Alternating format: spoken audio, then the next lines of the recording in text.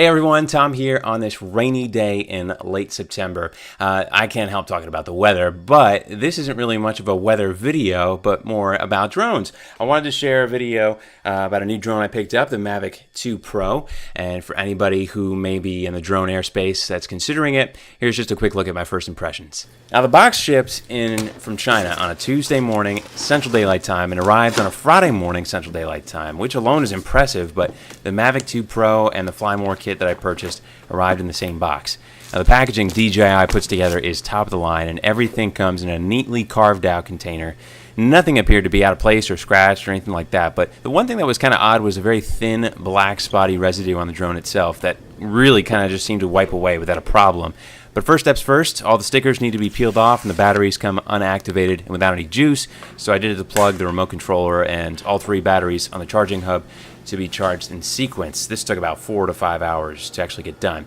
I should mention that the remote controller does come with just a very little bit of juice, but it really didn't take a whole lot of time. It just was a matter of getting everything charged, and then by Friday evening I was ready to go. I even had a 128 gigabyte SanDisk SD card to put in. Go big or go home, right? But ultimately Saturday, once there was a break in the rain and the clouds were high enough off the ground to fly, I took the Mavic 2 Pro out to fly and finally give things a real test. Now it sounds a lot windier out there than it actually was, but I would say we probably had about sustained wind of about 10 miles per hour or so. Powered the thing up, started in beginner mode for super serious safety reasons, and then finally liftoff. Now the drone handles the breeze pretty well, but immediately the features on this drone blew me away. Handling, steady footage, the tracking ability is really impressive, which I tested on my wife and dog. She's seen both of the previous drones I've owned, and I think she was kind of impressed as well. You notice that it's so much quieter? Yeah, it's way quieter. So smooth looking too.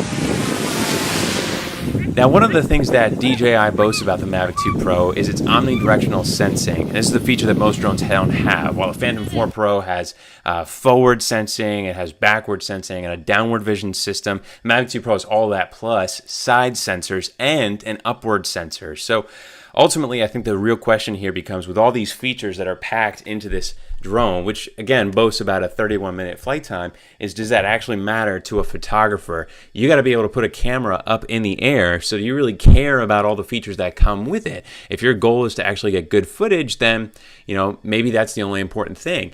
And I've actually heard and seen some videos here on YouTube that state that the camera isn't what DJI boasts that it is. So I've got to do some more research and more test footage on a day here without rain, which looks like it might not be for a while, and I'll post some of the footage as soon as I can. Talk to you next time.